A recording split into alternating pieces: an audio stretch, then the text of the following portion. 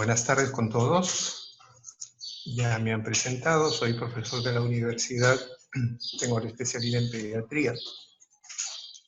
Y el tema que vamos a realizar hoy es intoxicaciones en pediatría. Quien habla fue responsable de la parte clínica del Centro de Información y Control Toxicológico cuando esto se inició más o menos en el 90, 91, si no mal no recuerdo.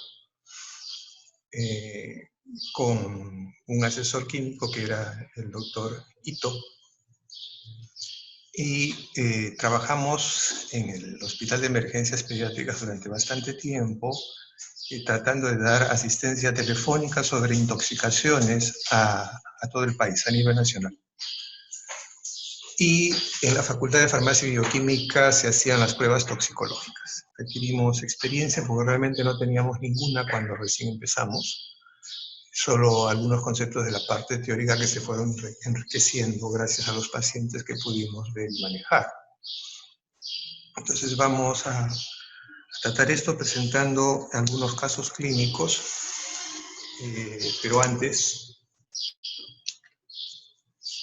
un homenaje a todos nuestros colegas médicos y personal de salud que en esta pandemia han fallecido o que se encuentran en intensivos u hospitalizados. Pues han sido personas muy valientes, que aún con las dificultades que tenemos de los presupuestos, de la falta de camas hospitalarias, de la falta de especialistas, se trabaja, ¿no? Como dice, tenemos miedo, pero sabemos que nuestra labor es importante. Entonces, todas estas personas son valientes porque a pesar del miedo siguen adelante en su trabajo. Un homenaje para todos ellos. Vamos a matizar esta presentación inicialmente con 3 casos clínicos. El primero es de un niño de 12 años que llega a nuestra emergencia de cirugía, ¿no? Niño de la calle, Pirañita, desnutrido crónico, tenía signos carenciales y llega por fractura en un miembro superior y algunas contusiones. O sea, durante el examen clínico estuvo locuaz, hablaba mucho, tenía eritema facial como en alas de mariposa en la cara, ¿no? Y comprometía esto mejillas y nariz. En esos momentos quien habla estaba de jefe de guardia, era de noche, y paseaba por el servicio del tópico de cirugía y notó las características de este paciente. Y entonces le buscamos en sus bolsillos y tenía pues un pañuelito dentro de una bolsa y olía esto a terocal, ¿no? Entonces, si no nos hubiéramos percatado, probablemente el paciente se hubiera ido de alta, no se hubiera ido de alta, nada más con el diagnóstico de fractura. Sin embargo, se pudo colocar un diagnóstico más que fue intoxicación por tolueno, que es un principio activo que está en los pegamentos, barnices, y que provoca, pues, por inhalación, excitabilidad en los pacientes, ¿no? Y este paciente casualmente, estos niños, ya no se ve tanto esto, por lo menos en el hospital no lo vemos, ¿no? Se ponían a hacer proezas, luego que inhalaban, se peleaban entre ellos, se subían a los techos, trataban de ganarle en velocidad a los carros cruzando las pistas. Y lo que quiero decir es que muchas veces los diagnósticos en intoxicaciones se pierden, porque aparentemente pueden ser de síntomas leves, ¿no? O sencillamente los confundimos con otra cosa. Entonces va a haber un subregistro. Nuestro país es uno de los problemas que tiene un gran subregistro. Ahora mismo en esta pandemia no tenemos un registro adecuado de los pacientes fallecidos y de los que están enfermos y los que son asintomáticos, etc., ¿no? El siguiente caso comprende a 2 niños. Uno de 1 año 6 meses, varón, ingresa convulsionando al servicio de emergencia a las 8 de la noche, justo en el cambio de turno. Y en el cambio de turno a veces ocurren pues cosas increíbles porque no somos tan responsables tampoco a veces en nuestra labor. O sea, un médico, el que tiene que salir se va temprano, o el que tiene que llegar llega tarde, aunque esto ya es mucho más difícil porque ahora se marca con huella digital, pero antes ocurría con relativa frecuencia. Entonces, el otro aspecto es que muchas veces el niño que llega intoxicado a la familia no proporciona muchos datos, desconoce los datos. Entonces, los datos de la familia era que lo habían encontrado así convulsionando en la sala de la casa y lo habían traído inmediatamente a la emergencia. En este niño se trató de calmar la convulsión, se le hizo una punción lumbar que fue negativa, ¿no? Y no se pensó en intoxicación. Y más o menos 45 minutos después llega su primito de 2 años de edad, que mientras el otro había sido hospitalizado, el otro estaba en la emergencia, entonces, y no se dieron cuenta, o no nos dimos cuenta como hospital, de que el segundo apellido era el mismo. Quien se da cuenta es la enfermera. Conversan y dicen, sí, su primito han estado juntos hace un rato y estuvieron jugando.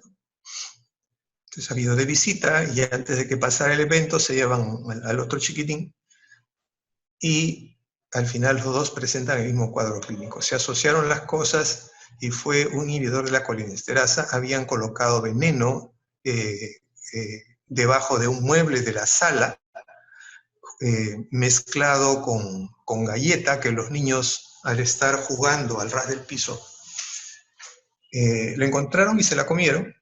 Y ambos se intoxicaron. Entonces, y uno de los datos que hay que tener en cuenta en pediatría es que el médico, los padres, tienen que saber más o menos el crecimiento y desarrollo del niño, saber qué es lo que pueden hacer.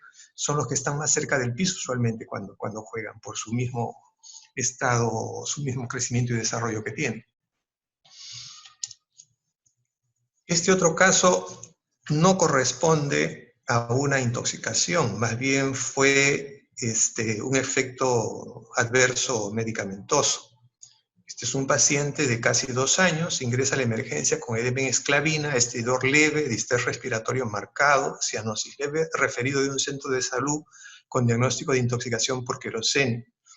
Además de lo referido, ropa del paciente con fuerte olor a queroseno. ¿Qué había pasado con este niño? Este niño llega así oliendo a queroseno a un establecimiento de salud, ¿no? Y tosiendo, ¿no? Empieza a toser porque tenía un cuadro respiratorio, ¿no? Además, entonces quien lo ve le coloca por la vía endovenosa, por alguna razón, ¿no?, un antitusígeno mezclado con una cefalosporina de tercera generación, que fue lo que le provocó, ¿no?, este efecto colateral medicamentoso. Entonces, en el camino, y lo deriva a nuestro hospital, en el camino, el niño empieza a presentar estos efectos colaterales de las cefalosporinas que pueden ocurrir, ¿no?, y llega así a la emergencia, ¿no? Entonces, se actuó conforme a la emergencia, fue más o menos esto a mediodía. Se actuó como se tiene que hacer frente a estos cuadros clínicos, se le colocó un corticoide de acción rápida, el niño mejoró, ¿no? Y al final nunca tuvo intoxicación por queroseno, solo se había manchado la ropa con queroseno, no llegó a tomar el producto. Tenía la ropa manchada, ¿no? Y no se pudo colocar dentro del grupo de pacientes intoxicados por queroseno, sino pacientes que tienen pues una reacción adversa medicamentosa. Entonces, es por eso que también tenemos que estar atentos, y ahora vamos a ver, porque la última parte está dedicada a intoxicación por queroseno, que no es muy frecuente ya, pero si van a hacer los que todavía no son médicos, se van a dar cuenta que todavía en esas localidades puede ocurrir. Bien. En principio, la primera idea más importante que quisiera darles es que toda intoxicación se previene. Y esta es una de las partes que nosotros no manejamos bien, que es la parte preventivo-promocional, la olvidamos. Entonces, probablemente la labor más trascendente del profesional de la salud es la preventivo-promocional, porque a través de ella nos perennizamos, aconsejamos bien, y este consejo es transmitido en la familia, de la madre a los niños aprenden de la mamá, se lo dirán a sus hijos.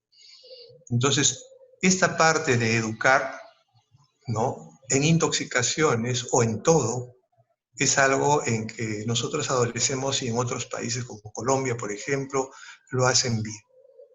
Es una causa portante de morbilidad infantil, ya no lo es tanta de mortalidad, antes lo era. Hay limitaciones a los niveles de prevención primaria, secundaria y terciaria. Nosotros trabajamos sobre todo en el nivel terciario, es decir, en la atención ya del problema del intoxicado. Trabajamos poco en la parte primaria y secundaria.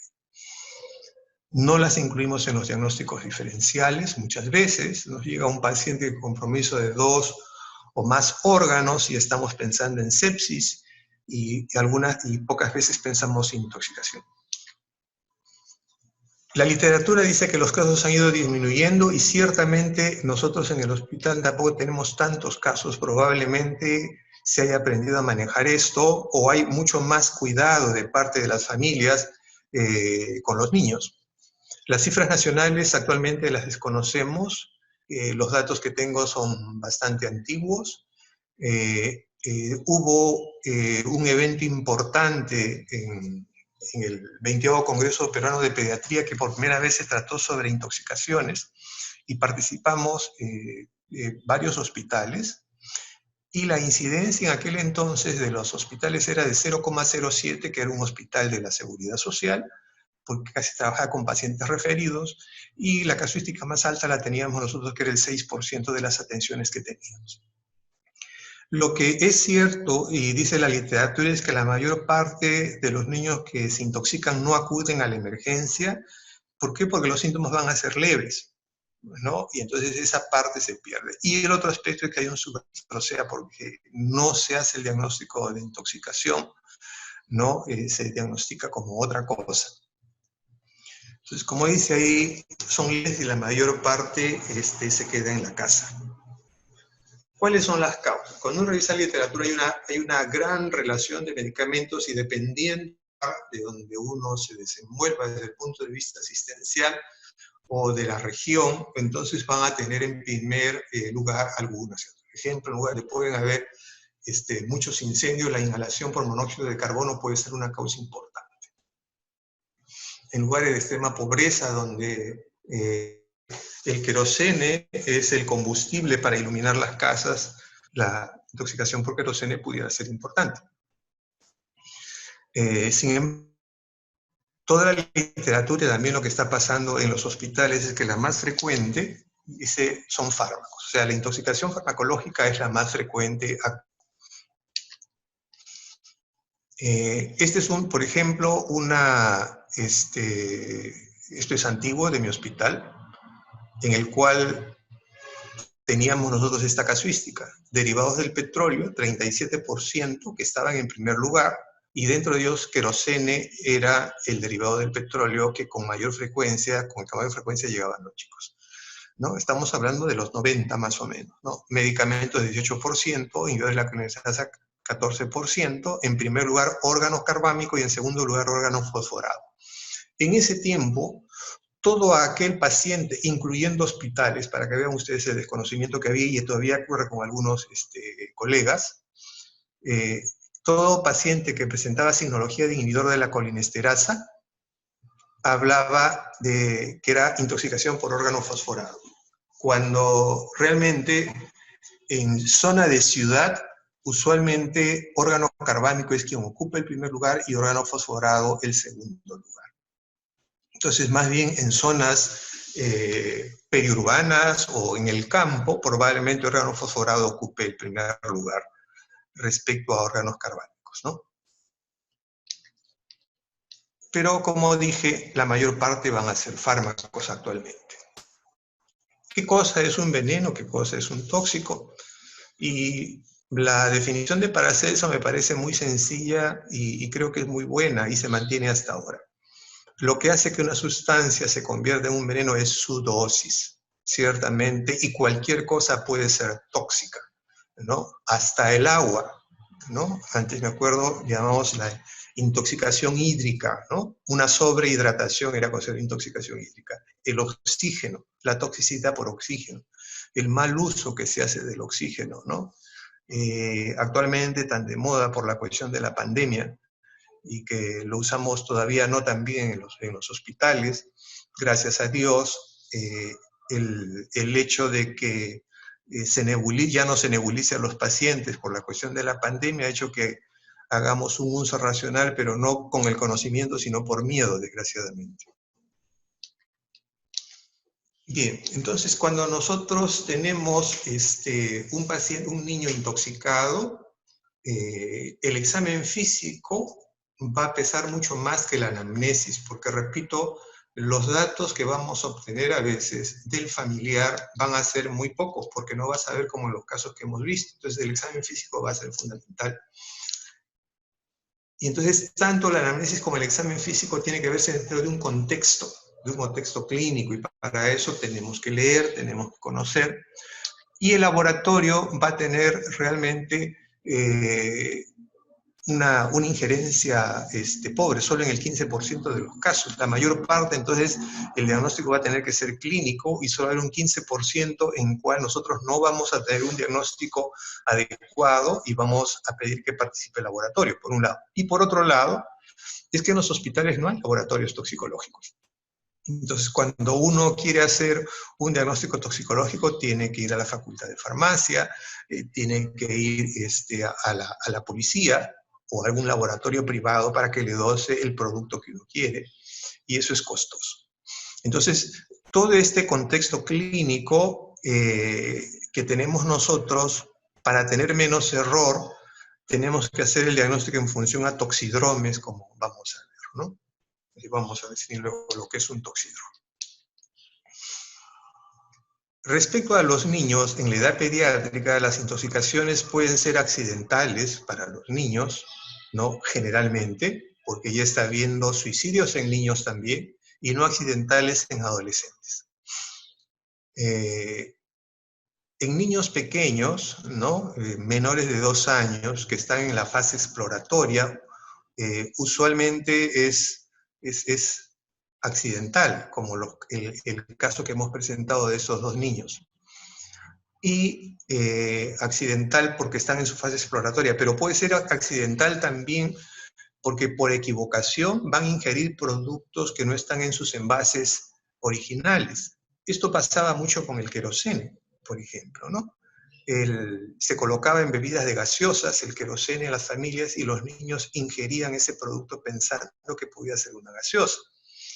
O también los papás que le enseñaban a asociar el niño el medicamento con algo rico. Por ejemplo, los medicamentos para niños, las suspensiones usualmente tienen que tener un sabor agradable, si no el niño los rechaza. Y entonces, cuando el familiar le quería, o el cuidador al niño de la medicina le decía fresa rico, come, o plátano rico por el sabor del medicamento, el niño asociaba eso con una fruta o con una golosina, y cuando no estaba el cuidador lo tomaba. Entonces, esto hace que ocurrieran accidentes en niños. O a veces el color del producto que le llama la atención y se lo mete a la boca, como ocurría con el fósforo inorgánico, el fósforo blanco, el famoso rascapié, que daba cuadros mortales, ¿no? en corto tiempo. Y los no accidentales están los adolescentes.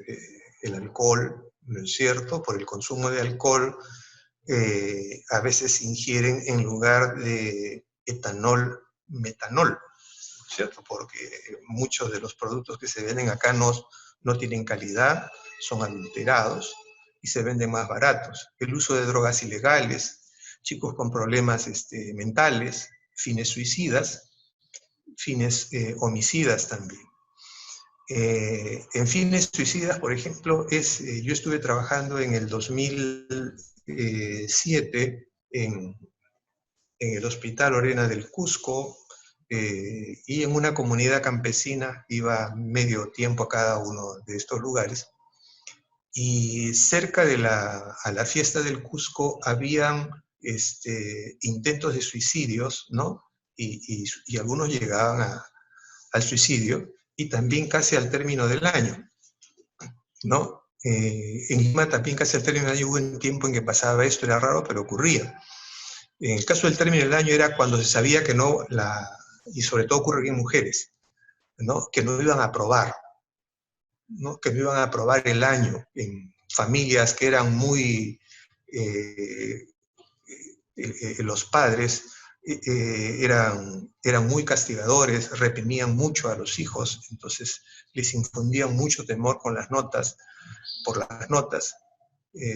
Entonces estos chicos intentaban suicidarse o se suicidaban. Y en el caso del Cusco era para la fiesta del Cusco, porque para el adolescente en el Cusco participar en la fiesta con un traje de luces, para ella era una de las cosas que más aspiraba, más que sus 15 años, porque era casi como entrar a la sociedad. Entonces durante todo el año el papá le prometía que ella iba a bailar en la fiesta del Cusco, el 24 de junio creo que es, y esos trajes son costosos. Y cuando llegaba la fiesta, pues no se lo compraban. Y ella le había dicho a todas sus amigas que iba a bailar en la fiesta del Cusco y el papá le iba a comprar.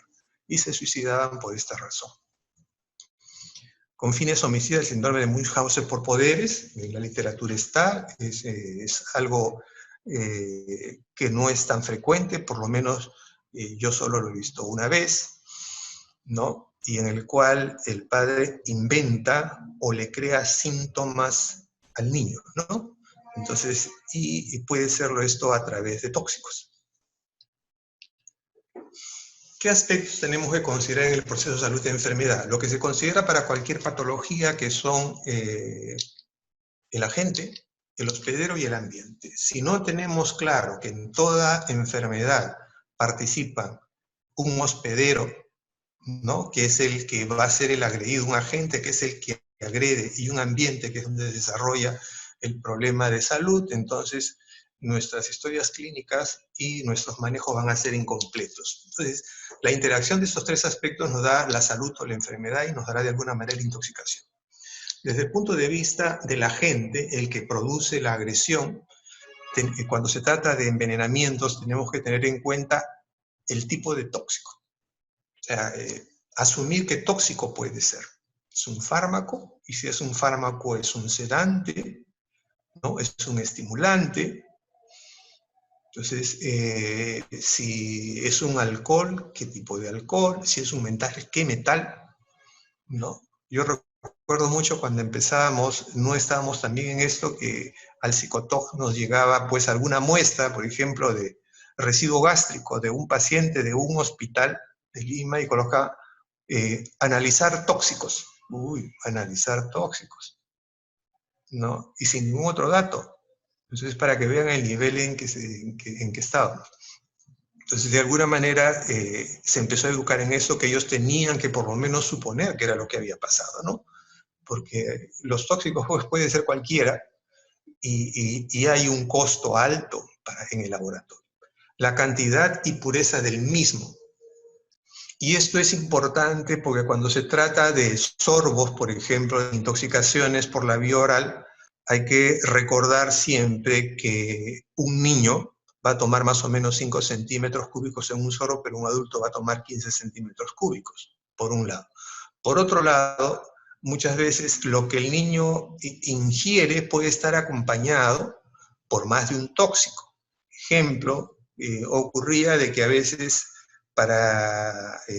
en algunos recipientes de metal se colocaba pues un derivado del petróleo y se metía algo que tuviera plomo. Entonces cuando el niño ingería, no solo ingería el derivado del petróleo, sino estaba ingiriendo un metal que pudiera ser tóxico también. La vía de ingreso, la vía inhalatoria, ¿no?, la vía oral y por piel son los mecanismos que con mayor frecuencia uno puede acceder a un tóxico. Y va a haber un grupo siempre que no se va a poder determinar, el laboratorio podrá ayudar con esto si se envía una muestra adecuada. Pero la mayor parte de las exposiciones a tóxicos incluyen solo una sustancia, y la ruta más frecuente va a ser la vía oral. Por otro lado, hay que tener en cuenta que hay un gran grupo de sustancias que no son tóxicas, ¿no? Y que a veces, pues, los padres llegan desesperados con el niño en la emergencia porque se comió un colorete, se comió una crayola, se ha comido un jabón, ¿no? Ha comido betún, ¿no? Entonces, todos estos productos, el niño va a ingerir pequeñas cantidades y en pequeñas cantidades no van a ser tóxicas Y muchas veces los cuadros clínicos que pudieran dar más va a ser de irritación gástrica, algunos de ellos, pero repito, la mayor parte de veces no van a producir ningún tipo de síntoma, ¿no? Los perfumes, ha comido papel, se comió un pedazo de globo, ¿no? Entonces, pero sí hay que tener en cuenta con algunos productos que pueden contener plomo, sobre todo aquellos colorantes en productos baratos, como por ejemplo muñequitos pintados de bajo costo, esos que van en las piñatas, pueden usarse pinturas que contienen plomo. Las crayolas también baratas pueden contener plomo en su composición y no dar problemas agudos, pero sí problemas a largo plazo si el niño tiene pica, es decir, se acostumbra a comer. Eso nos pasó con una niñita que venía de mala. Recuerdo que por dolor abdominal de varios meses, con dolor abdominal, y que había sido tratada por parasitosis con mucha frecuencia, pero después en la historia se pudo determinar que la niña tenía pica y que tenía costumbre de comer crayolas. Cuando analizamos las crayolas pues contenían plomo y venía haciendo eso hacía mucho tiempo. Los papás eran de condición económica no buena y le compraban pues útiles escolares baratos, y se determinó y se pudo después manejar eso, y después de un tiempo la niña dejó de tener cuando se manejó bien lo de la pica. El otro aspecto dentro de las intoxicaciones es de que a veces, ¿no? Nosotros cuando vemos un producto que dice no tóxico, se refiere que es no tóxico desde el punto de vista agudo, ¿no? Pero no nos dice nada de qué pasaría si este producto pues entra en contacto con nosotros durante largo tiempo, es decir, las intoxicaciones crónicas. Y eso hay que tenerlo muy en cuenta, porque, por ejemplo, dentro de los productos que se ponen, la OMS pide que tengan un color para determinar si son tóxicos o muy tóxicos de color rojo, si son moderadamente peligrosos de color amarillo, y si son ligeramente peligrosos de color azul, ¿no? Y que no son peligrosos de color verde. Sin embargo, repito, de que esto es desde el punto de vista agudo, no va a dar signos agudos, pero puede dar signos crónicos. No es que como, por ejemplo, lo que se discute ahora para la vacuna, ¿no? No ha tenido ningún efecto, ¿no? Sí, pero es a corto plazo. ¿Y qué nos dicen de largo plazo, ¿no? Por ejemplo. Entonces es algo que todavía se tiene que dilucidar bien. Además, hay que tener en cuenta que hay productos que todavía están en nuestros países, pero que han sido proscritos. Durante mucho tiempo, no lo sé, pero por ejemplo, en nuestro país, hasta no hace mucho, se usaba el DDT, algo que había sido proscrito bastante tiempo. Y el DDT es un órgano clorado que tiene alto poder residual. Significa que si yo dejo DDT en una esquina, por más que limpie, el DDT va a permanecer por años ahí, por años, ¿no? Ejemplo, hay algunos trabajos antiguos en los cuales se detectó DDT en la leche humana, ¿no? Se hizo un estudio en una zona, en un país de Centroamérica, en el cual se usaba como plaguicida el DDT, ¿no? En productos de consumir, y luego estas mamás consumían esas verduras con DDT, y ese DDT, ¿no? Que es un órgano clorado, liposoluble, por lo tanto, se iba a depositar después en la mama de las mujeres, y luego los bebitos consumían esa leche, ¿no? Con DDT. Entonces, pero no hace mucho se ha estado usando estos productos. Aquí tienen ustedes una relación de los productos pues, que han sido proscritos por su alta toxicidad, por ejemplo, ¿no? En el caso del hospedero, hemos visto la parte del tóxico. La edad pediátrica es una de las edades en las cuales ocurre más frecuente. 80% de las intoxicaciones van a ocurrir en edad pediátrica, ¿no? Repito, pero la mayor parte hay su registro. Y en preescolares sobre todo. Cuando se trata de intencionalidad, como habíamos dicho en los ejemplos, es más frecuente en niños, y los adolescentes y preescolares, pues ya no es tan accidental la cosa.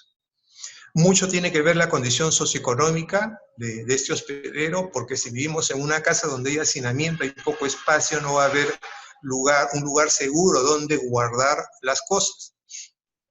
Y el estado nutricional también. O sea, un obeso, los productos que son liposolubles, pues se van a depositar en su tejido graso con mucha mayor facilidad. En el desnutrido es mucho más fácil que los signos también sean mayores y la respuesta inflamatoria no sea adecuada. Y en cuanto al ambiente, ¿no? La mayor parte de intoxicaciones se van a dar en el hogar. Y ahora, con mayor razón, frente a esta pandemia, el niño se supone que va a estar más en su casa o está solo en su casa, ¿no? Porque las escuelas era el segundo lugar que se consideraba según un registro americano. Y por lo tanto va a estar en relación a productos domésticos. Puede ocurrir también en centros laborales, ¿no? Casas, fábricas, en el campo. Y otra de las cosas es que a veces en esos ambientes que nosotros creemos seguros no son seguros para los niños. Nosotros tuvimos como hospital, recuerdo yo, cuando recién empezaba la unidad de cuidados intensivos, yo era jefe de la unidad de entonces, el hijo de un colega médico que trabajaba en el hospital, la mamá jefe de una UCI, murió intoxicado por este inhibidor de la colinesterasa. El niñito pequeño, de 3 años, recuerdo yo, teníamos en ese entonces, recién empezábamos con un ventilador la unidad de cuidados intensivos, y cuando nos llaman por el niño, ¿no? El ventilador estaba ocupado, era su único hijo varón y falleció. Él tenía un lugar, un huerto, creo, fuera de Lima, y entonces el niño ya caminaba y guardaba sus plaguicidas en una habitación, y el niño trepó con una silla, pensó que era talco, que era polvo, y se puso a jugar con eso, ¿no? Lo encontraron convulsionando. Al niño lo trajeron a Lima, una odisea, y el niño falleció. Y estamos hablando de 2 personas del sistema de salud, un médico y una enfermera. La ignorancia también. Desconocemos el potencial tóxico, ¿no?, de lo que usamos en casa, ¿no? Y a veces los productos que compramos, los compramos productos importados en otro idioma que no conocemos y no leemos las medidas de seguridad. A veces colocamos los productos que son para comer cerca de productos que pueden ser tóxicos y el niño no va a discriminar. Y algo en que tenemos nosotros es responsabilidades que hemos olvidado nuestro rol educador, ¿no? Entonces ya poco aconsejamos en la consulta. Entonces, y más cuando un niño llega intoxicado, se dice que de cada 4 niños que llegan a una emergencia intoxicados, ¿no? Entonces, si es que no se les educa, 3 de ellos van a regresar nuevamente intoxicados y 2 de ellos por la misma sustancia. Entonces, es fundamental esto, de que no perdamos nuestro rol educador. Como dice el doctor Berno, esta es la parte más importante del trabajo, del profesional de la salud, el rol educador. Por eso somos trascendentes. Y en un sistema de salud como el que tenemos nosotros hay ausencia de antídotos, ¿no? Ya sabemos que nuestro sistema de salud es malo, la pandemia ha hecho evidente lo que ya sabíamos, ¿no? Cuando estamos con un niño que está intoxicado agudamente, tenemos que hacer un diagnóstico de síndrome adecuado y un manejo rápido, precoz, ¿no? Entonces, por lo tanto, la anamnesis y los datos que vamos a obtener tienen que ser rápidos, es una anamnesis dirigida, ¿no? Y hay que preguntar si se conoce la sustancia ingerida, ¿no? Muchas veces sí conoce el familiar la sustancia ingerida, a veces traen el producto, tomó esto, se consumía estas pastillas. Forma o preparación de la sustancia ingerida. Cantidad o dosis ingerida. Muchas veces no se conoce pues la cantidad, porque tomó estas, son las pastillas que toma mi mamá. Entonces, ahí hay que obtener los datos. Y si hay una vez un blister de 10 tabletas y faltan 3, ¿no? Y se toma cada 8 horas el producto, o cada 12 horas el producto, hay que preguntar desde cuándo estuvo tomando. Si te dice empezó ayer, y entonces ayer en la mañana, entonces quiere decir, ¿no? Ayer en la mañana el niño llega muy temprano, entonces quiere decir que pudo haber consumido una, ¿no? Porque el familiar se supone que tomó las otras 2. El tiempo de la ingestión, esto es importante para poder actuar inicialmente, sobre todo cuando se trata de fármacos para hacer el lavado gástrico, que tiene que ser dentro de las 2 primeras horas. El estado del sujeto antes de la ingestión, su estado de salud, y si tiene historia de alergias o no, sobre todo para poder relacionarlo también con el producto que pueda haber ingerido.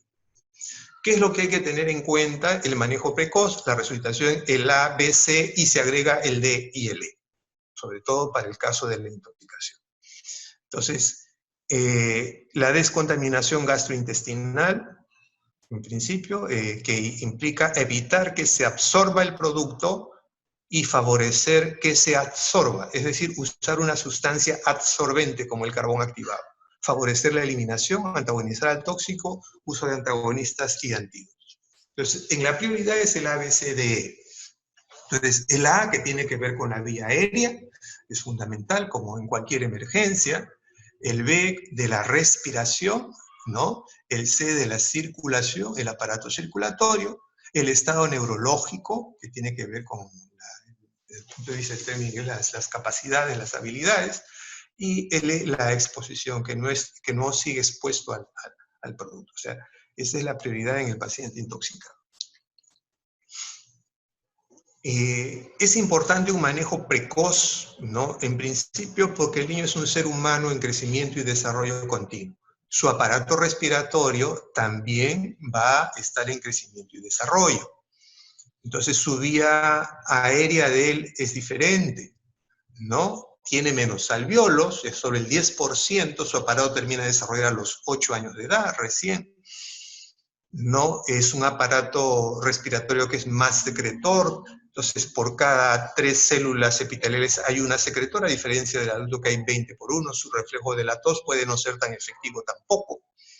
Tiene más riesgo de hipoxia, insuficiencia respiratoria, porque está en crecimiento y desarrollo, niveles metabólicos son más altos y la reserva del organismo es menor, porque está en crecimiento y desarrollo. Es más fácil que se deshidrate, ¿no?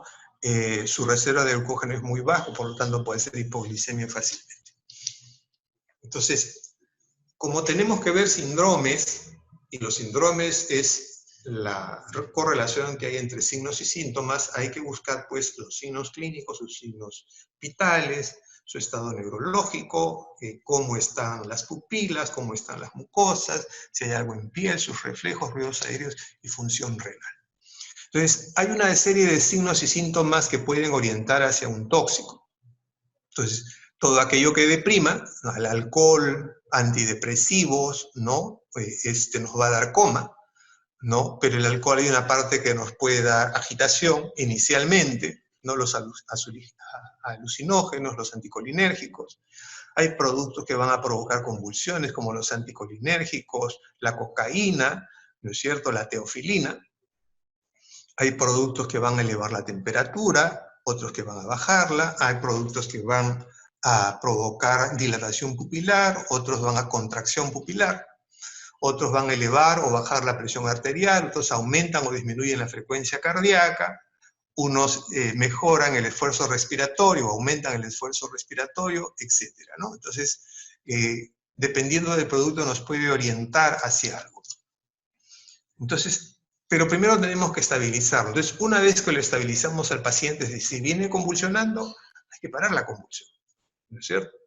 Entonces, si viene hipertérmico, si viene con fiebre, hay que bajar la fiebre, ¿no? Si viene chocado, hay que manejar el shock, y entonces se determinan los toxidromes. Y eso tiene que ser un trabajo en equipo, mientras unos lo están compensando, otro tiene que estar tomando los datos al familiar que puedan orientar a hacer un diagnóstico rápido. Tenemos que concentrarnos en aquello que lo puede comprometer seriamente, es decir, sistema nervioso central, aparato respiratorio y aparato cardiovascular, pero porque por eso se puede morir. Entonces, Eso es lo que tenemos que hacer. Entonces, en todo cuadro clínico que observemos compromiso de 2 o más órganos o sistemas, pensemos en intoxicaciones con una diferencial. Sobre todo si el compromiso es cardiovascular, respiratorio o neurológico. Hay que pensar en intoxicación. Y muchas veces se piensa en sepsis, nos ha pasado a nosotros.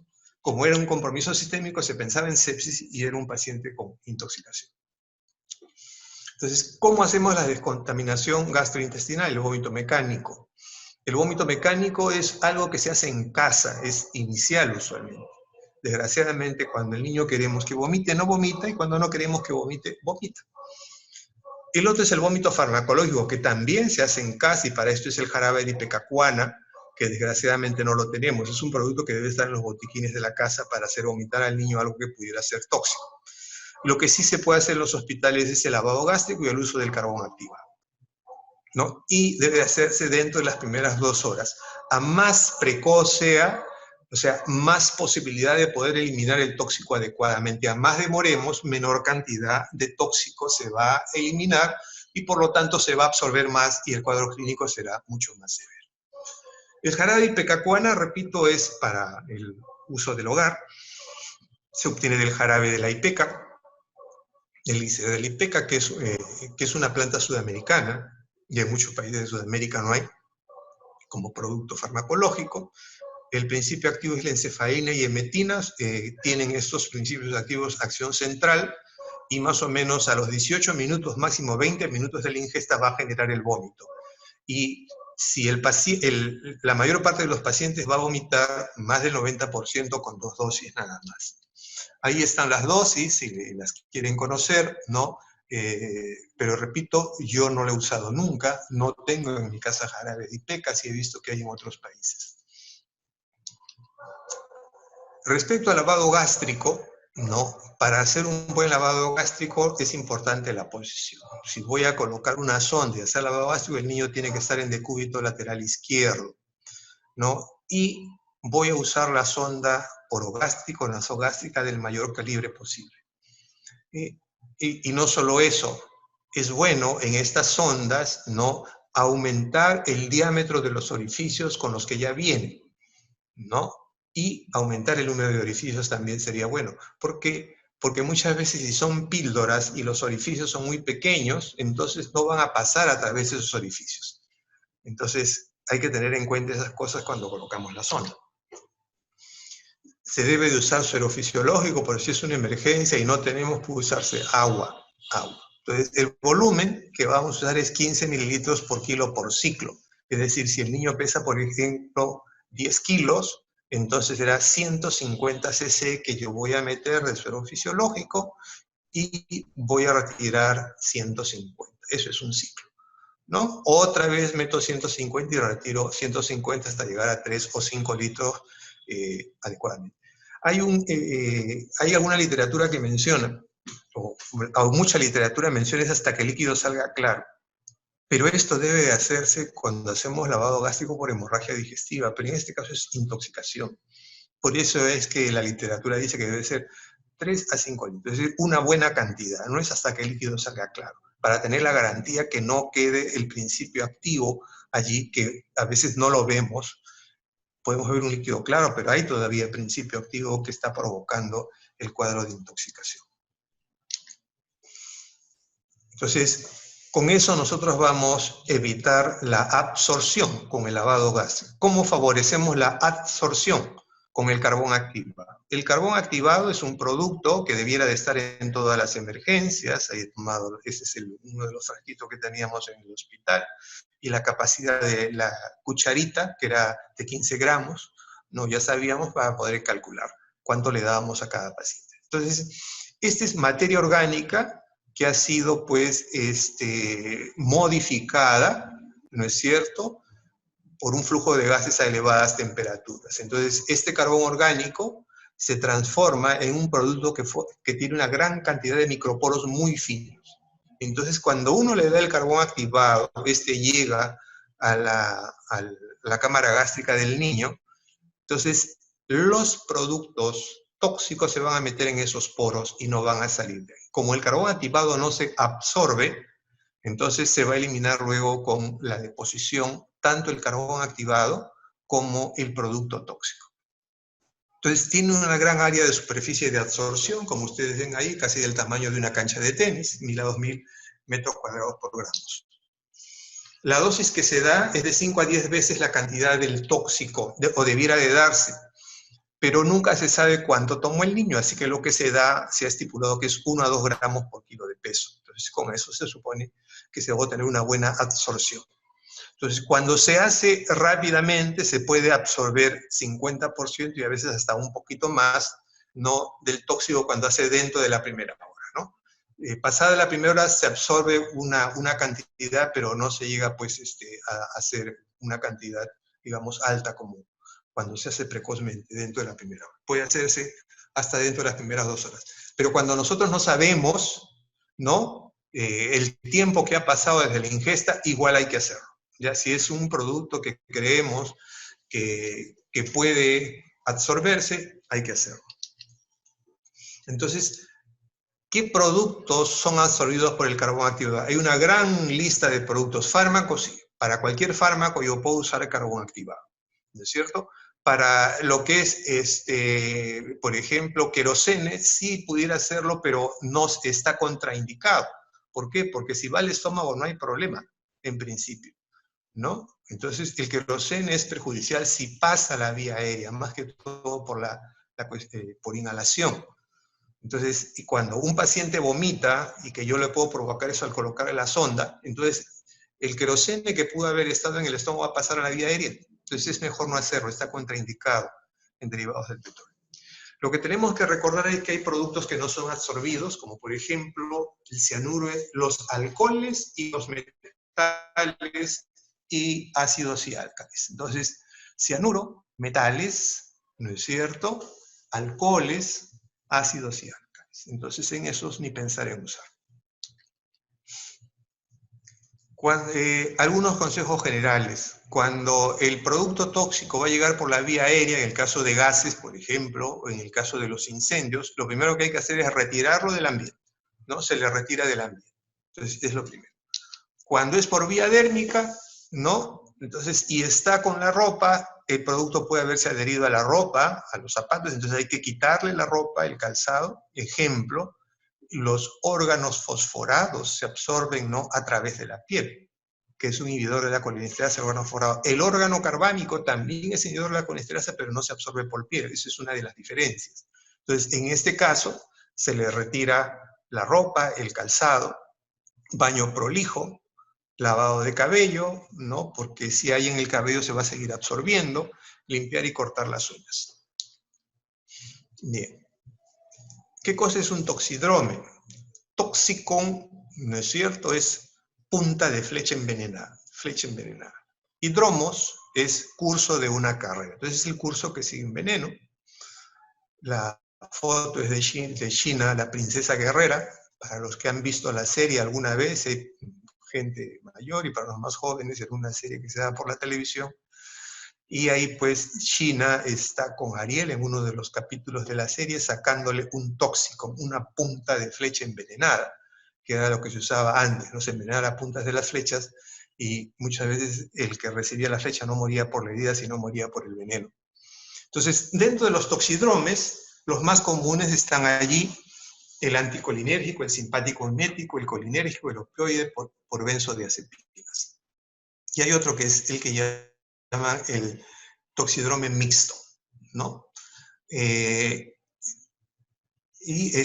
el otro que he considerado yo dentro de este grupo es la intoxicación por querosene, porque si van a ir a hacerse un grupo de ustedes, o si lo están haciendo, sobre todo en zonas donde no hay energía eléctrica, se puede estar usando el queroseno como combustible. En el toxidrome opioide, por el opio, ¿no?, hay depresión del sistema nervioso central, miosis, depresión respiratoria, bradicardia, hipotensión y motilidad gastrointestinal disminuida. ¿Quién ocasiona esto? La morfina. Entonces, en pacientes que a veces nos excedemos en morfina, en la UCI, o en pacientes con cáncer, o por un uso sencillamente por voluntad propia, ¿no?, o análogos sintéticos como la meperidina, pueden ocasionar este toxidrome. Algunos van a dar síntomas parecidos, como estos fármacos que ustedes ven ahí, la clonidina, la oximetazolina, por ejemplo. El tratamiento del toxidrome opioide es la naloxona, ¿no? Que se puede usar en infusión, ¿no? Y la dosis puede repetirse para conseguirse la reversión de los síntomas. No se ve con mucha frecuencia en niños, no se ve, excepto en niños pues, que han estado mucho tiempo en UCI y se ha estado usando morfina, y entonces hacen su síndrome de abstinencia, y hay que luego pues revertir esto de manera, pero no es muy frecuente. El colinérgico. Este sí es relativamente frecuente, sobre todo si van a ir al CERUMS a trabajar en zonas rurales o que son urbanos marginales, donde hay ciudad y hay campo alrededor, sí puede ocurrir. Entonces, son dos grupos, los órganos fosforados y los órganos carbámicos. ¿Cuál es el mecanismo de acción de ambos? Inhiben la colinesterasa, ¿ya? Entonces, sobre todo, la colinesterasa eritrocitaria y del sistema nervioso central. Entonces, al inhibir la colinesterasa, promueven pues la actividad colinérgica. ¿Cuál es el cuadro clínico que van a provocar? Órganos fosforados, órgano carbámico, ¿no? Van a provocar ambos síntomas muscarínicos y síntomas nicotínicos, o sea, van a actuar sobre estos receptores. Pero cuando se trata de órganos fosforados, además de dar sintomatología muscarínica y nicotínica, también va a dar síntomas centrales. Dentro de los muscarínicos están la miosis, la bradicardia, la broncorrea, el broncoespasmo, vómitos, diarrea, cialorrea, lagrimosis, incontinencia urinaria. Y es por eso que se le ha denominado el síndrome de todos los caños abiertos. Y dentro de los nicotínicos van a estar la midriasis, la taquicardia, la broncodilatación, la hipertensión, diaforesis, debilidad. Y dentro de los síntomas centrales, agitación, confusión, letargia, coma, convulsiones y muerte. Entonces, el órgano fosforado es el que con mayor frecuencia provoca mortalidad. La razón es que este órgano fosforado es muy liposoluble y por lo tanto atraviesa fácilmente la barrera hematoencefálica. Y por otro lado, la unión, ¿no es cierto?, a los receptores es prolongada, por eso es que es casi permanente, se dice. A diferencia de órgano carbámico, entonces, que no cruza la barrera hematoencefálica, ¿no? Puede dar ciertamente convulsiones, pero no por el veneno en sí, sino por hipoxia, cuando hay broncoconstricción severa por la cantidad. Entonces, por hipoxia puede ocurrir eso, como fue en el caso de los niños que mencionamos, donde uno desgraciadamente falleció. Pero no es propio del tóxico que ocasiona esto. Entonces, algunas diferencias entonces entre órgano fosforado y órgano carbámico. Órgano fosforado cruza la barrera hematoencefálica y se absorbe por piel fácilmente también. Órgano carbámico no cruza barrera hematoencefálica, ¿no? Y por lo tanto no va a dar por sí mismo sinología central. El órgano carbámico no se absorbe por piel. Órgano carbámico va a ser veneno plaguicida de ciudad, de zona urbana. Órgano fosforado es un plaguicida de campo, ¿no? Otra diferencia va a estar en el manejo, porque en uno tenemos que usar sí o sí el antídoto, si es que lo tenemos, ¿no? En ambos podemos usar el antagonista, que es la atropina, pero el antídoto es para órganos fosforados nada más.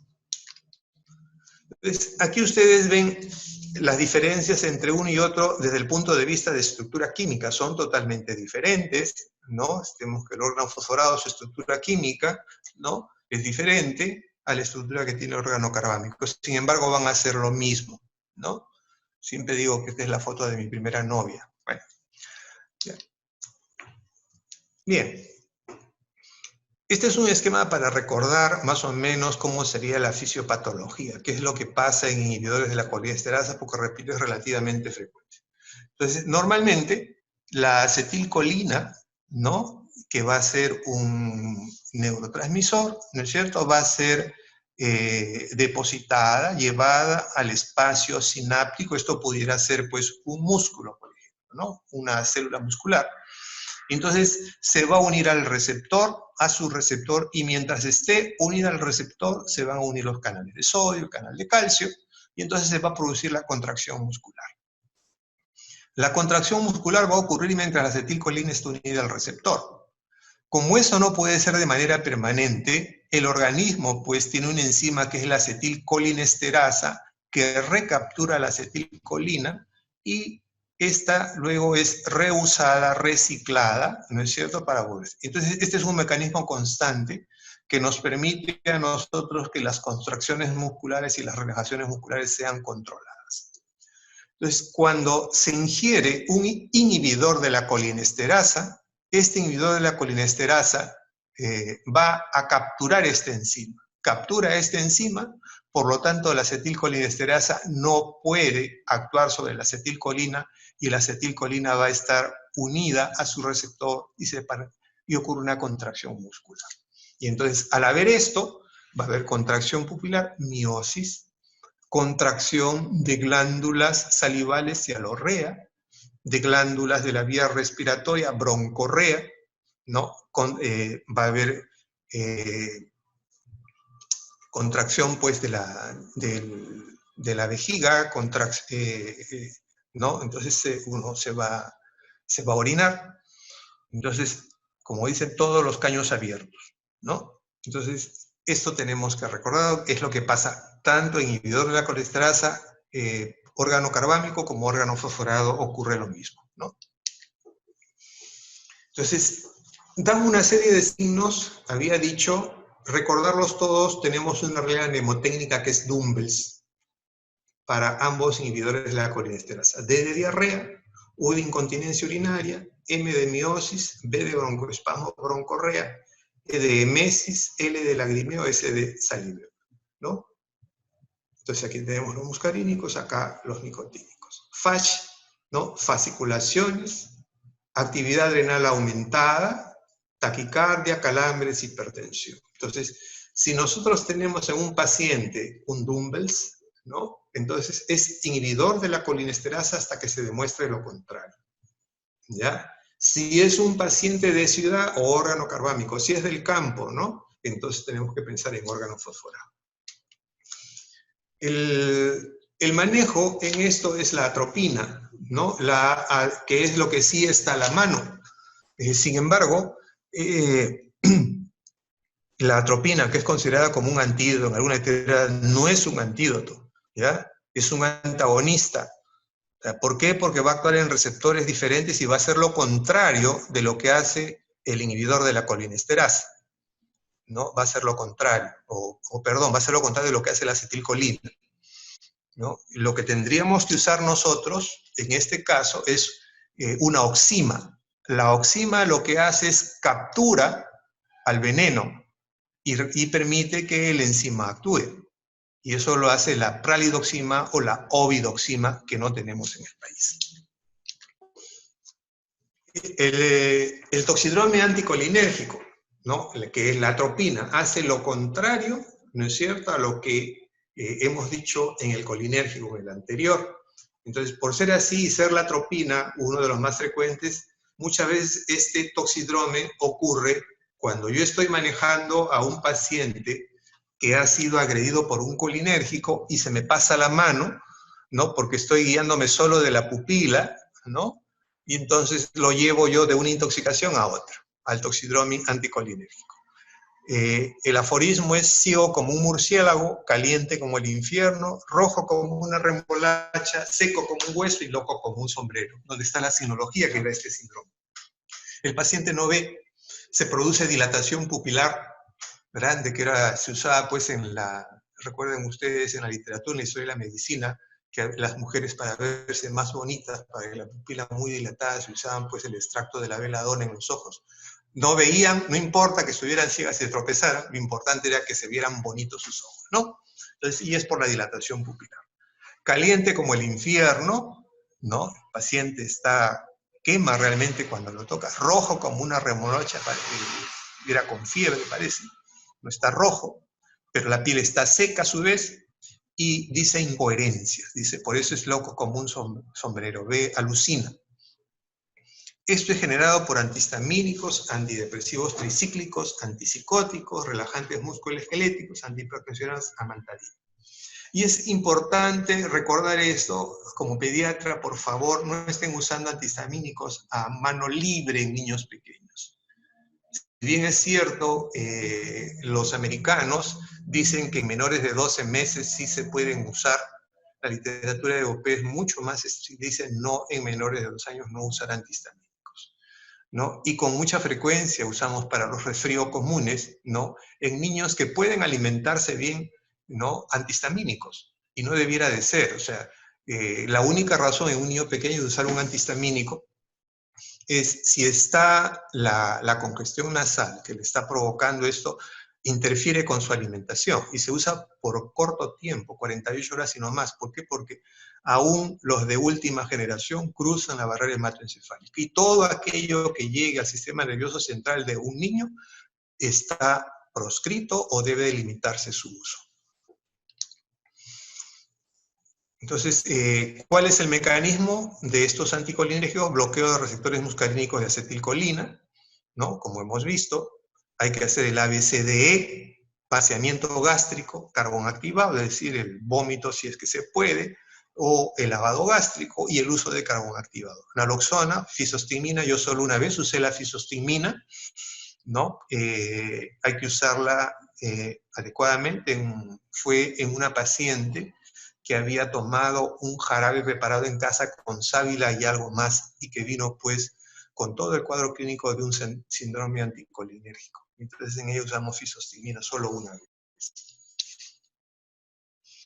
El toxidrome simpático mimético, ¿no? Hemos tenido accidentes de esto, una niña de 6 años, que es raro, pero que sí ocurre, porque a esta edad es raro que ocurra de manera accidental, pero ocurrió porque era una familia que traficaba con pasta básica de cocaína, ¿no? Era cercana al hospital, y la niña confundió la pasta básica de cocaína con azúcar, ¿no? Y la echó en el Quaker que consumió. Entonces, esta niña convulsionó por la dosis que consumió, ¿no? Y pasada la convulsión, la familia se asustó, la llevó a la emergencia de un hospital que no era el nuestro inicialmente. Cuando llegó al hospital la convulsión había pasado, le pararon y la niña estaba asintomática en esos momentos. Así que creyeron que la familia mentía, así que se volvieron a llevar a la niña vuelve a convulsionar otra vez en la casa, la llevan al hospital.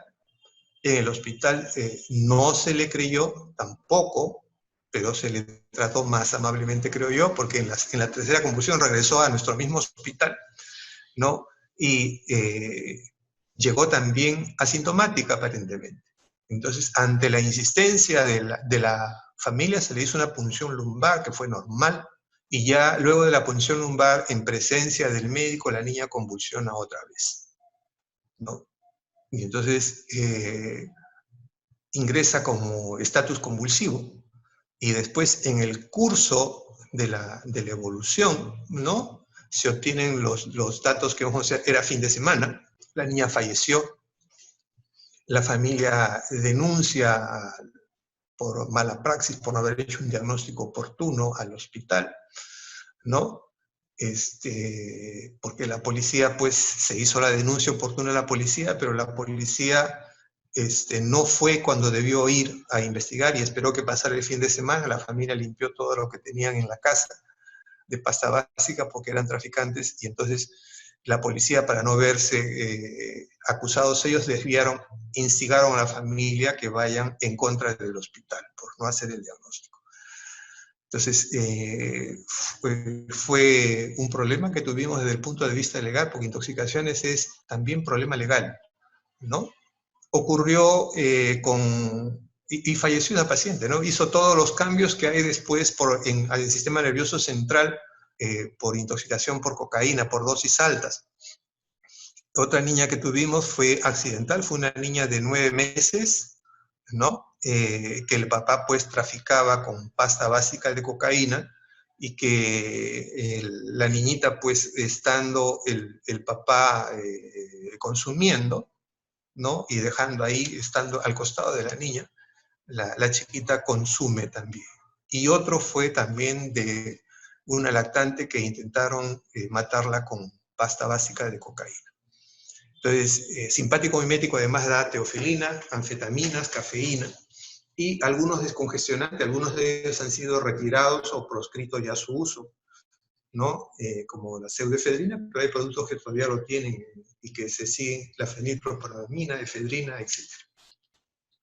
¿Qué es lo que van a dar? Agitación psicomotora, midriasis, hipertensión, taquicardia, hiperpirexia, diaforesis, ruidos intestinales aumentados, tremor, y en casos severos, como les he mencionado ya hace un rato, convulsiones, hipotensión, disritmias. ¿Por qué ocurre este toxidrome?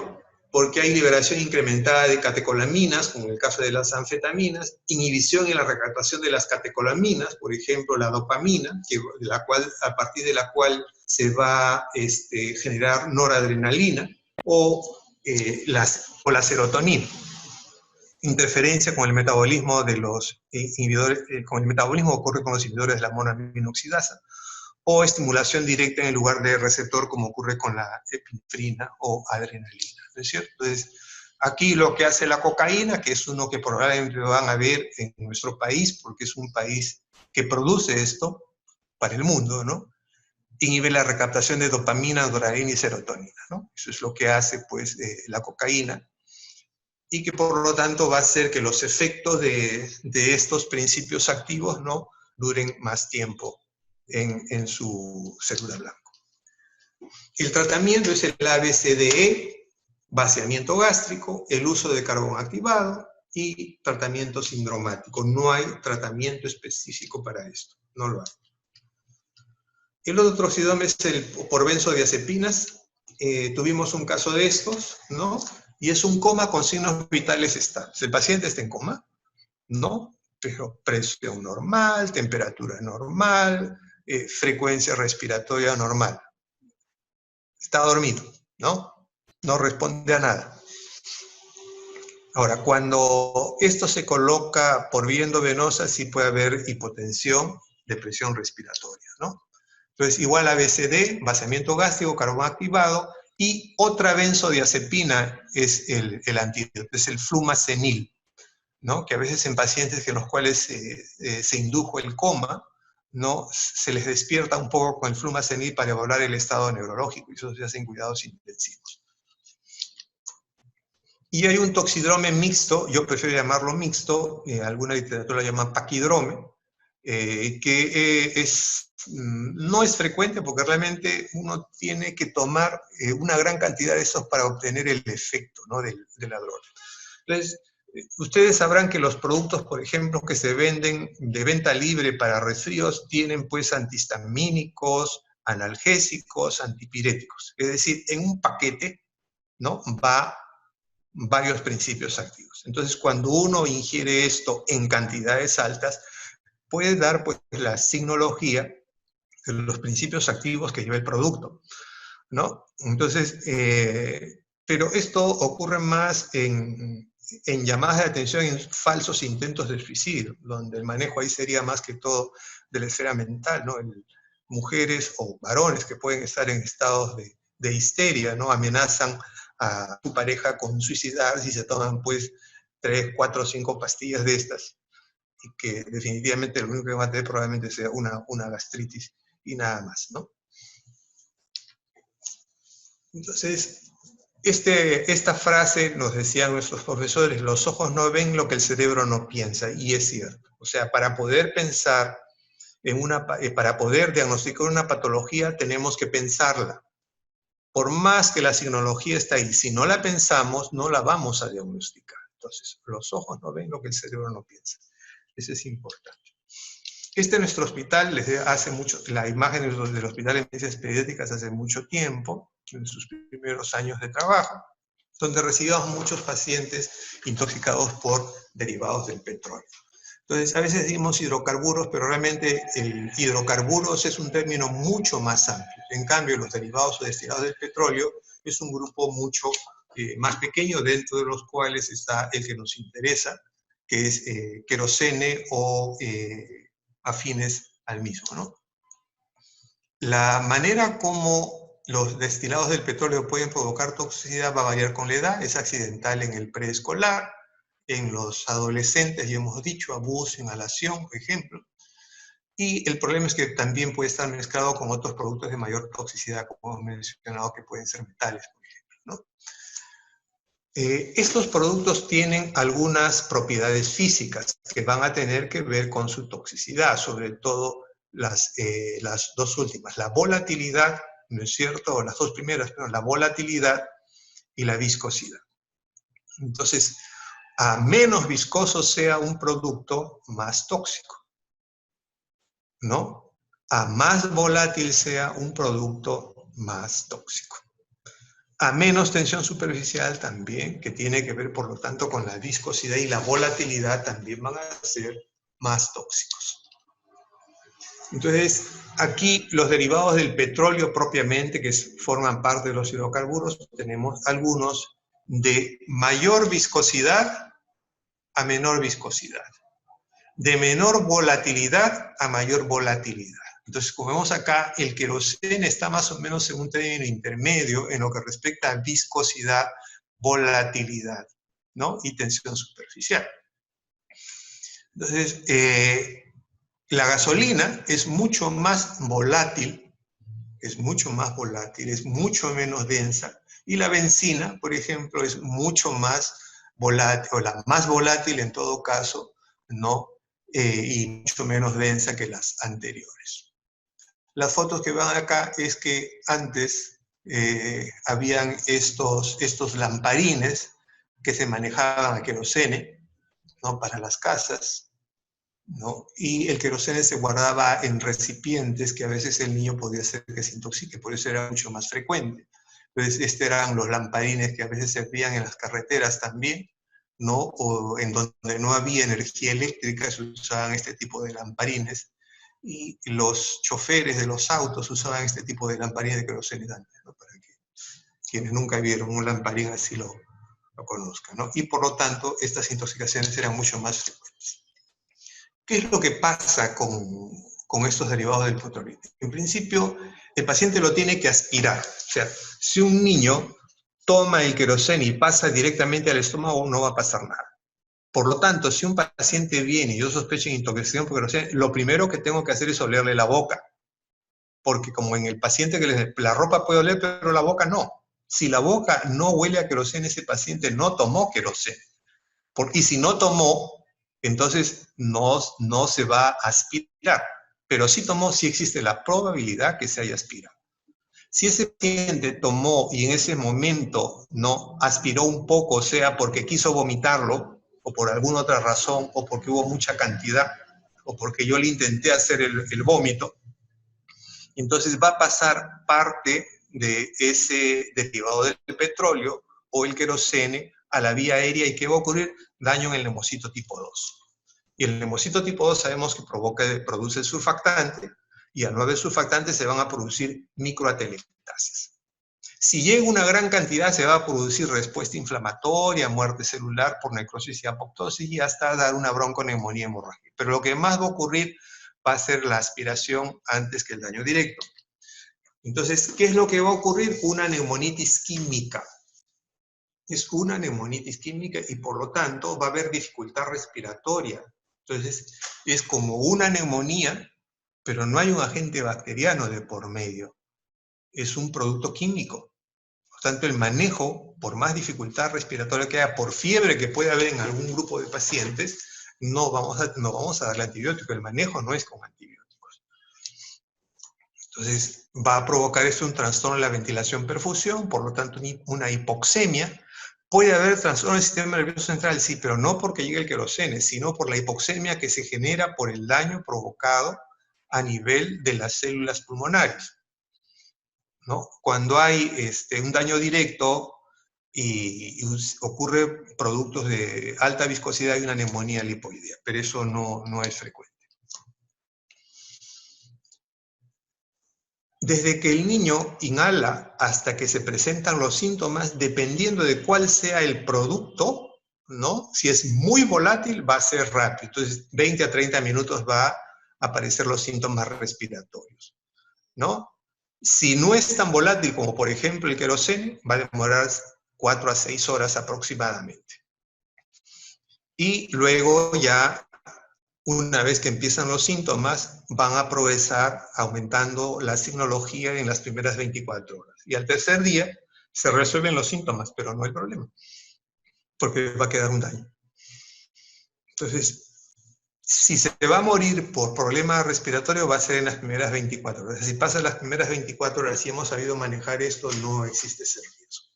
Entonces, ¿qué es lo que va a ocurrir desde el punto de vista respiratorio? Tos, puede haber signología pulmonar, aumento de la frecuencia ventilatoria y puede haber hasta cianosis, ¿no? Repito, el cuadro neurológico que puede haber es por hipoxemia, pero no por el queroseno. Puede haber respuesta de citoquinas como la interleuquina 1, que llamado antes el pirógeno endógeno, y entonces el paciente puede hacer fiebre. Y si tiene fiebre, no va a ser las primeras horas y después va a caer en la mayor parte de los pacientes.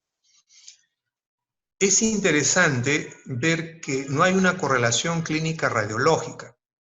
Es decir, el paciente puede tener mucha dificultad respiratoria, le tomamos una placa y en la placa o no se ve nada, pero sabemos que el queroseno llegó, o se ve muy poco. Y al revés, puede haber poca signología clínica y puede haber mucho compromiso respiratorio,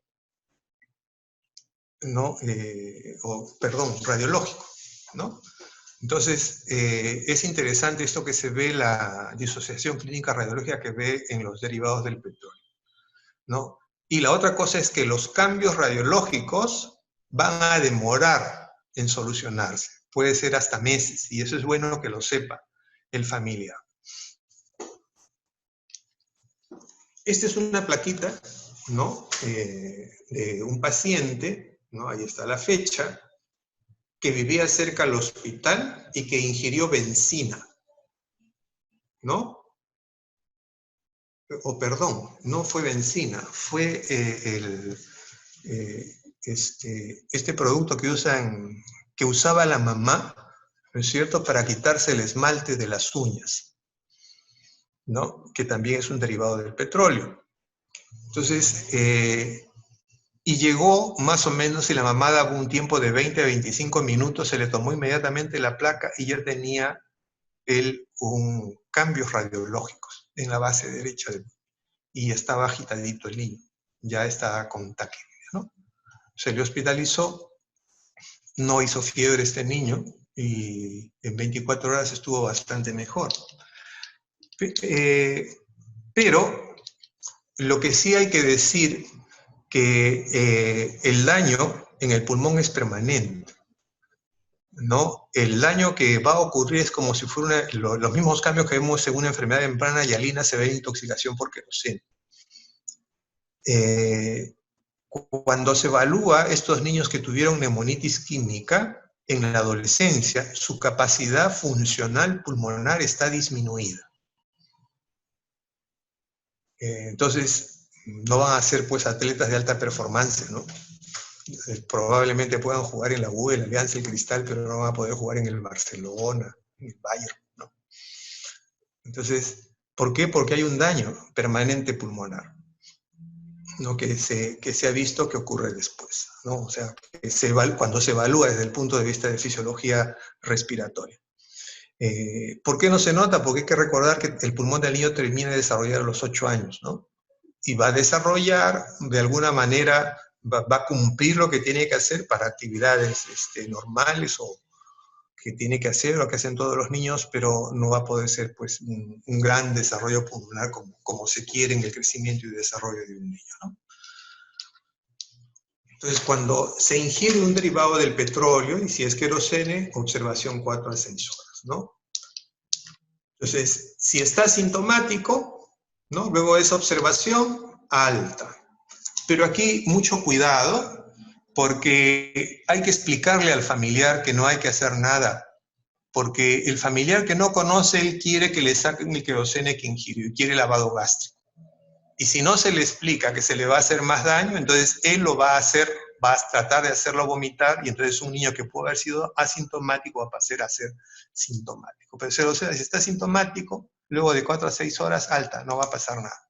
Si está sintomático, ya su radiografía de tórax, y esto, el cuadro clínico puede ser moderado y grave, se le hospitaliza para manejo sintomático, nada más, no hay manejo específico para esto, ¿no? Y la parte de consejo ya sabemos que hay que dar. Y después de eso, alta. Una palabra especial para algunos productos, ¿no? Que pueden venir en los juguetes de los niños, la pintura, ¿no? Repito, el plomo, ¿no? Entonces, que viene en muchos juguetes baratos. O los productos cosméticos de belleza también baratos, ¿no? Entonces, esos lápiz de labio, los esmaltes, lo que usan pues para maquillarse, pueden tener alto contenido de plomo. Y el plomo se absorbe a través de la piel fácilmente. El otro es el alcanfor. El alcanfor es un producto que puede producir convulsiones en niños pequeños y existe la costumbre en provincia más que acá, o a gente que procede de provincia, de frotar con productos que tengan alcanfor. Y a más pequeño el niño, más posibilidad de convulsión. En muchos niños lo que va a provocar, si son asmáticos, es broncoconstricción, en niños mayorcitos, pero en pequeños pueden convulsionar. A veces les colocan pues también unas cadenitas acá, o le colocan el alcanfor en el pechito, ¿no? O al costado de la cama. Entonces puede provocar convulsiones. La naftalina a veces se usa para que la ropa no le entre la polilla, y se deja pues la bolita de naftalina de ropa y se guarda para usarla para el siguiente bebé. La naftalina, ¿no? Se absorbe, o sea, que se impregna mucho en la ropa, por más que se lave, puede atravesar la piel del bebé y provocar anemia, ¿no? Entonces hay que tener cuidado con este tipo de cosas, informarse bien para tener pues consejos más saludables a nuestros pacientes. Por otro lado, hay que reconocer, ¿no es cierto?, algunos símbolos que van en algunos productos. Cuando tiene una T, significa que es tóxico, ¿no? Si T más es muy tóxico, X, ¿no? Nocivo, corrosivo, ¿no? Perdón, ¿no? Muy dañino, muy explosivo. Todos los productos van a tener, usualmente, cuando son de calidad, van a tener un signo de la peligrosidad. Entonces, todos estos, nosotros de alguna manera tenemos que conocer qué significa cada símbolo para poder también educar. Bien. Para terminar, si un paciente nos llega a la emergencia, tenemos que ver la situación del paciente. Si está estable o si está inestable. Si está el paciente estable, entonces ya no da más tranquilidad para hacer la anamnesis, identificar la sustancia que es potencialmente tóxica, pero hay que recordar que se puede estar absorbiendo el producto y la signología puede presentarse en nuestras narices. Entonces, si no es tóxica, por eso hay que tener una relación de productos no tóxicos y por los cuales acuden a la emergencia, como el que les he mostrado, alta. Sí, y para eso hay que saber la cantidad también. Si es tóxico, entonces, ¿cuánto tiempo hace que lo tomó? ¿No? Si ya pasó, ya debiera presentar síntomas. Si no presenta, probablemente consumió muy poco, ¿no? Entonces, ¿es necesario hacerle lavado gástrico? ¿Es necesario pasarle carbón activado? Sí, entonces hay que descontaminar, ¿no es cierto?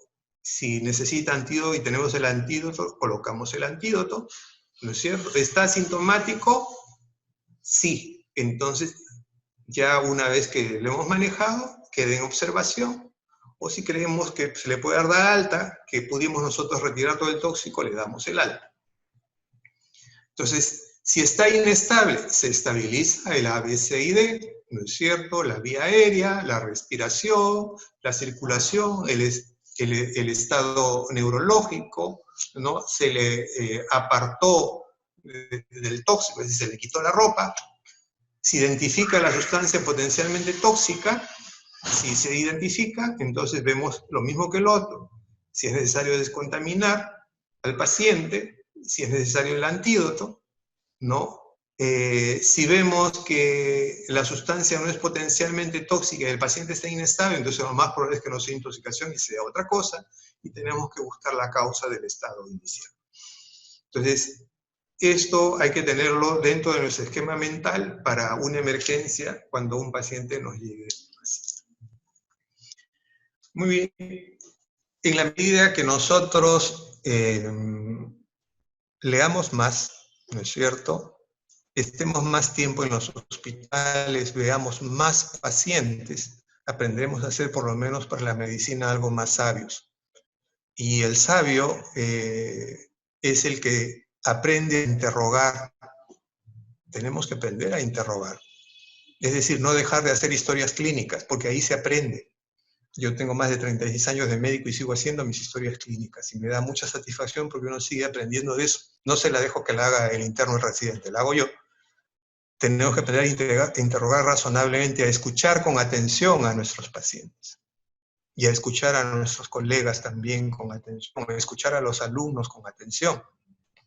Y si tenemos que responder, responder serenamente, sin soberbia. Y cuando no sepamos, ¿no es cierto?, o no tengamos nada que decir, tenemos que aprender a callar, ¿no? Entonces, esto es importante para poder llegar a ser, ¿no?, médicos sabios, que es lo que necesita el país. Muy bien, les agradezco su atención. No sé si hay alguna pregunta. Si está en mis capacidades, las responderé con mucho gusto. Buenas tardes, doctor. Hay dos preguntas que han puesto en el chat. La primera es, ¿pacientes que ingieren hipoclorito es recomendable el lavado gástrico? ¿Qué consideraciones se debería tomar en su manejo clínico? Ya.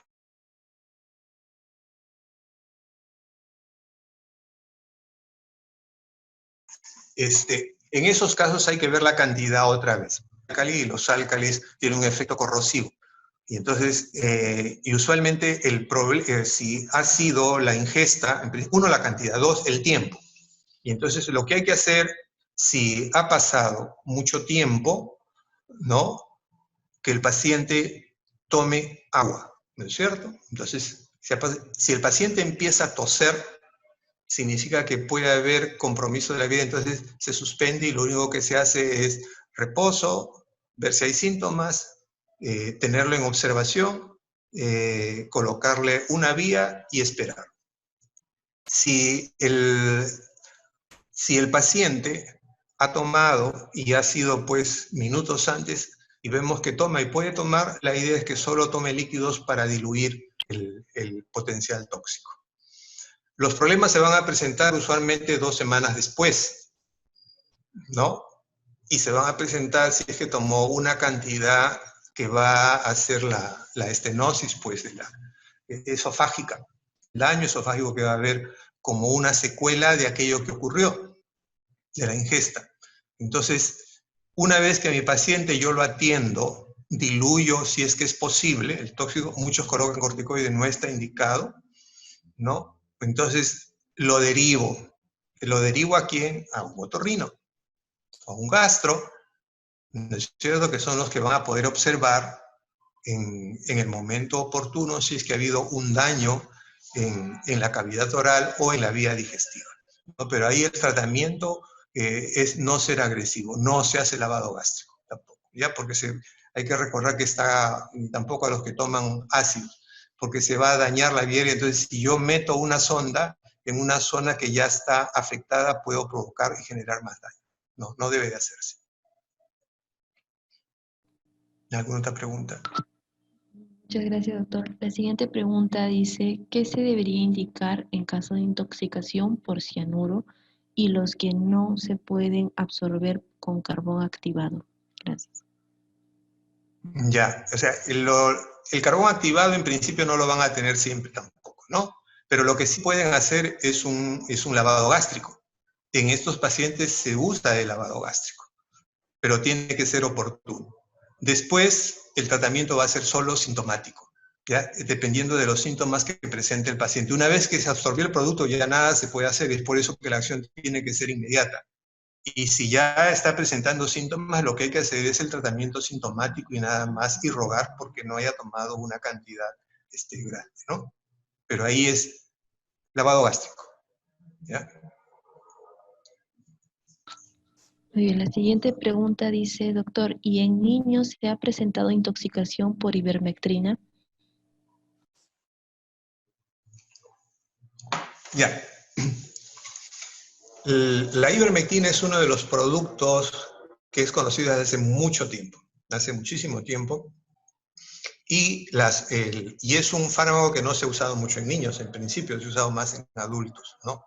Y en niños mayores sí se ha usado. Y que yo recuerdo, yo personalmente no he visto ninguna intoxicación por ivermectina en niños, no, tampoco en adultos. Son raras, porque usualmente se va a tomar la cantidad, no es un antiparasitario que se esté usando frecuentemente. Recién con esta cuestión del COVID, que se empezó a usar de manera alocada y sin sentido, porque no se ha demostrado que tampoco que resulte, ¿no? Entonces, y las dosis que se han dado no han sido dosis altas tampoco, ¿no? Entonces, desde el punto de vista del fármaco, es un fármaco seguro. No, no tenemos el COVID, gracias a Dios, si bien hemos tenido niños, más que en otras localidades, no ha sido alto y no se ha usado. Y si se ha usado, se ha usado dosis pequeñas. No he visto tampoco, y no recuerdo haber leído en la literatura esto que se me está preguntando. ¿Alguna Muy otra bien, pregunta? doctor. La siguiente pregunta dice, ¿cuál sería el manejo general en intoxicación por corticoides? La intoxicación en principio hay que suspender el fármaco, ¿no? O sea, en la intoxicación por corticoides usualmente es por uso, por abuso del corticoide, o sea, un uso prolongado.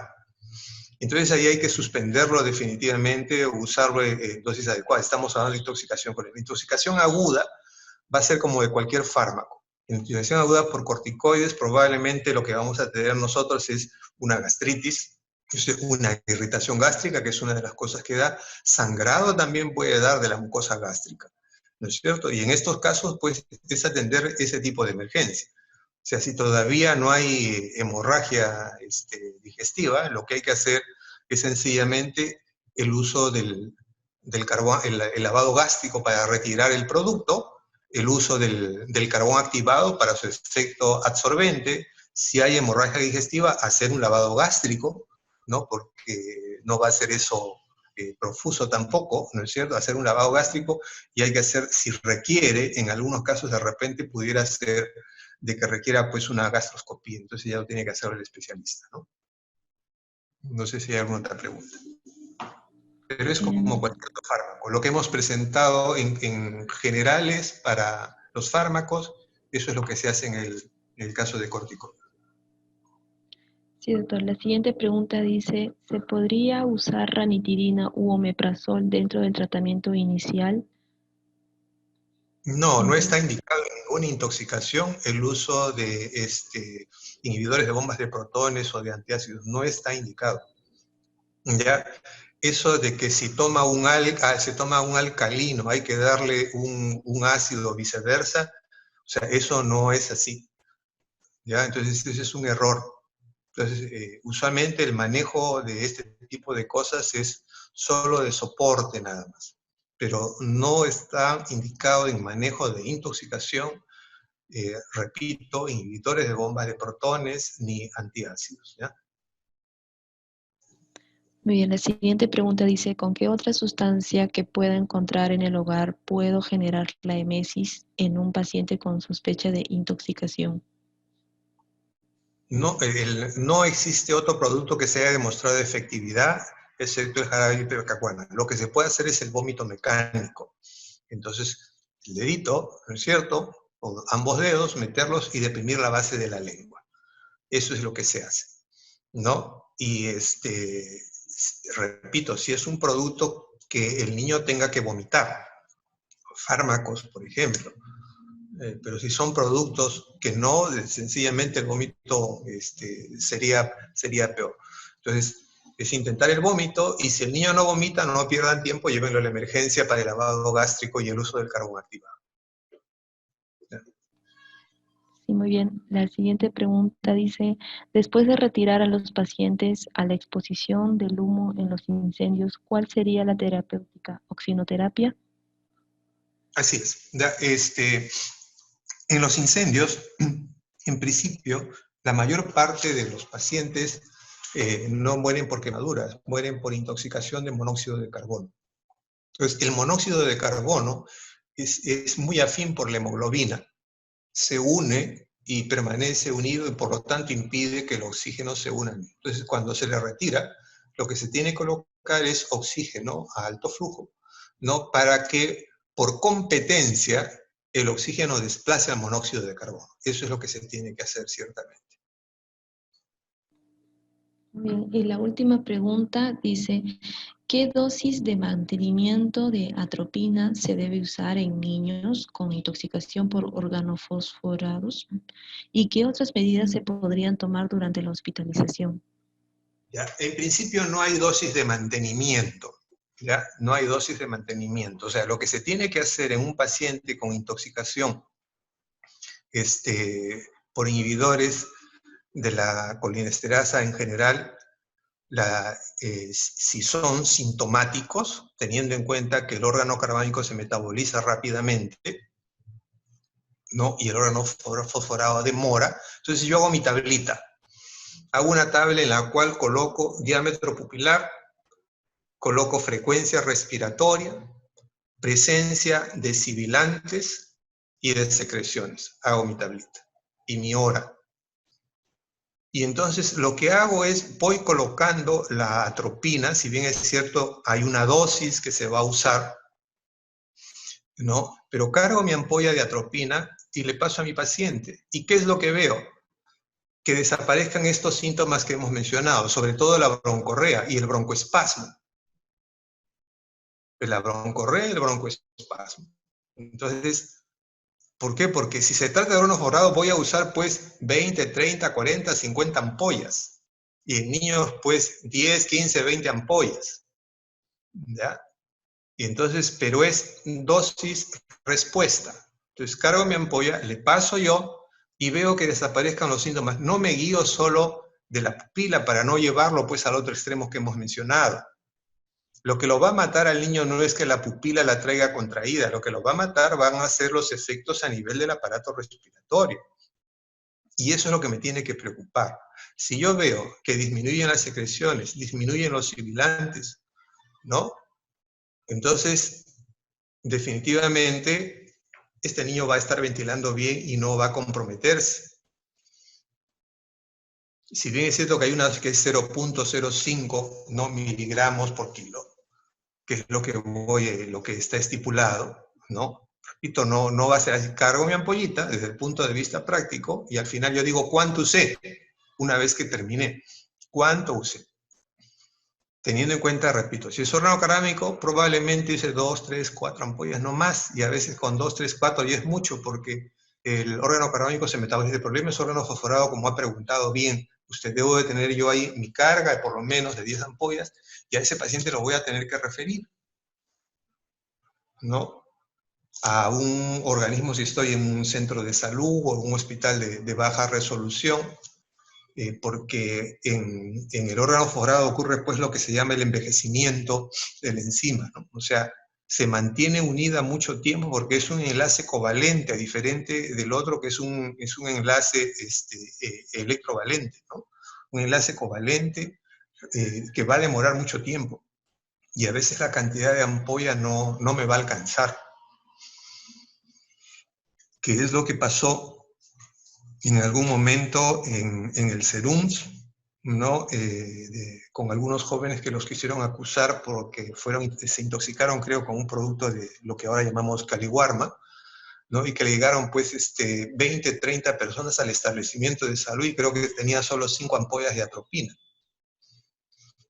¿no? Entonces ustedes ven su dotación de atropina, empiezan a cargar, hacen su cuadrito y empiezan a pasar, ¿no? Y por supuesto están coordinando la referencia, ¿no? sea, la dosis, hay una dosis establecida, la acabamos de mencionar, pero eso usualmente nos damos cuenta cuánto le hemos pasado una vez que hemos terminado de tratar, porque la cantidad que se usa va a ser bastante alta, ¿no? Usualmente no hemos usado en niños no menos de 10 ampollas, ¿no? En los pacientes que hemos tenido.